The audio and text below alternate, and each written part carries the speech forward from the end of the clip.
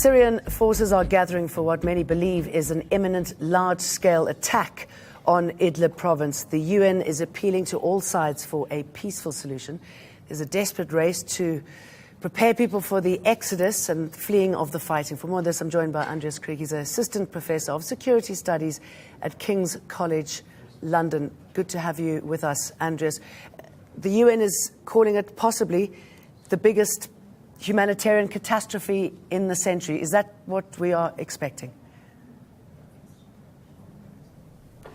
Hi, Jane. Yes, it is a catastrophe. I mean, there are a lot of these humanitarian catastrophes around at the moment, other one being Yemen, obviously. But Syria is definitely the next one after that, considering that now we have millions of people under siege, basically. The regime forces are basically closing in, and they have absolutely no regard or no respect for human life. They don't differentiate between civilians and combatants.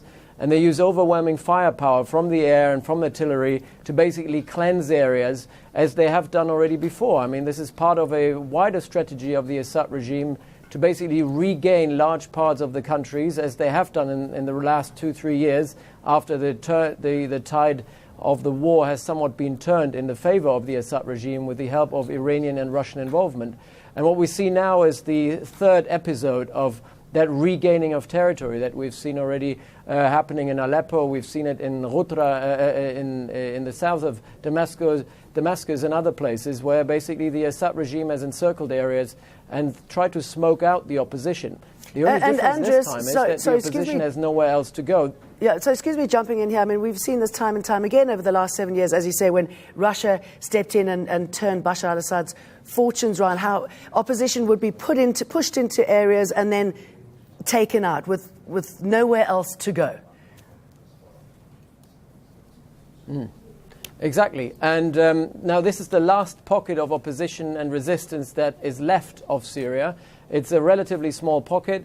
And unlike all the other times, like Aleppo and Ghouta in the south, if they are pushed out here, and they will most likely be pushed out, they have nowhere else to go but going across the border into Turkey or into the small pocket of what the Turks hold in the north.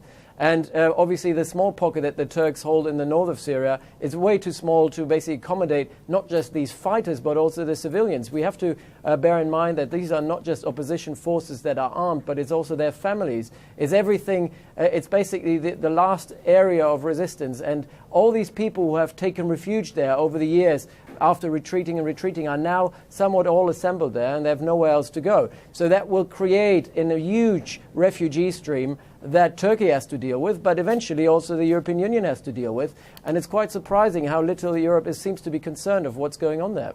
Yep, not only Europe. Andreas, I'm afraid we're going to have to wrap it there. Good to talk to you, as always, from King's College London. That's our show for tonight. I'll be back at the top of the hour with the news.